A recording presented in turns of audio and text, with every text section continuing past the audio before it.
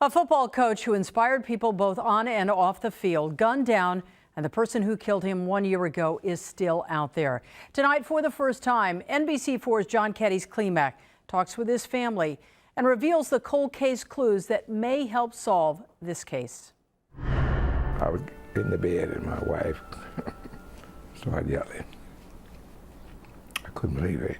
Disbelief describes the day the Lewis family broke. A great person with a big heart is going too soon. Eddy Lewis Jr., the second of three boys, wanted to be a registered nurse.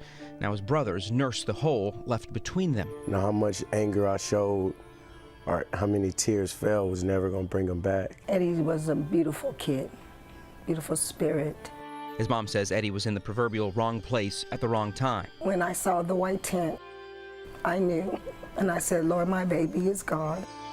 Eddy was 28 when he died. The way his mom describes him is like a page from 1 Corinthians. Eddy was very kind and very generous, and he would help anybody. And I would say that night he was doing just that. That night was October 25th, 2014. LAPD detectives say Eddy was dropping off a friend in South LA. 911. Yes, it's been some shooting right here on 84 and Hoover. The 911 calls started flooding in just after midnight. One caller claimed they heard 15 shots. Contact stop, and somebody's shot me, bleeding. How can you ambulance? Crime scene photos shared for the first time show the bullets that sprayed the passenger side of Eddy's car. South LA Gang Homicide Division Detective Dean Vinluan took us back to that spot. Suspect approaches westbound from Hoover Street, firing, not saying just shooting. He strikes the friend, and he also strikes Mr. Lewis. Eddy's friend barely survived, still recovering to this day, still afraid for his own safety on South LA streets. They don't recognize you, they're going to take you as a threat. So you could have easily been misidentified or perceived as a gang member from this area. People in those areas, they have to be aware that for this to stop, they got to come forward. Less than a year since it happened, and it doesn't get any easier for Eddy's family. Take my word that someone know what happened. They know who done it.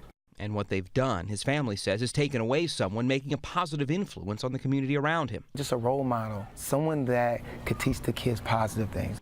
An assistant football coach at Morningside High, Eddy, and head coach Derwin Henderson had just wrapped up a Friday night football game the night Eddy was murdered. And I remember after the game, he gave a great speech about, heart and, determination, how the kids fought back and how they never gave up and how proud he was of them.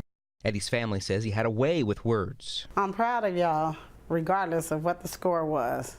The life lessons he shared. What's up, quarterback? Wherever you go, they go. The call to action he invoked. I know you can run faster than that, homie. Show me something, man. Determination to never give up. Were you living here?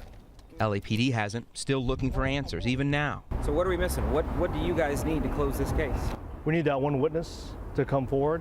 And tonight, Eddy's family hopes you haven't given up either.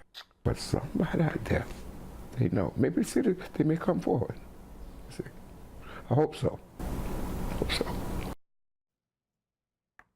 City Council approved a $75,000 reward for information leading to the arrest and the conviction of the shooter.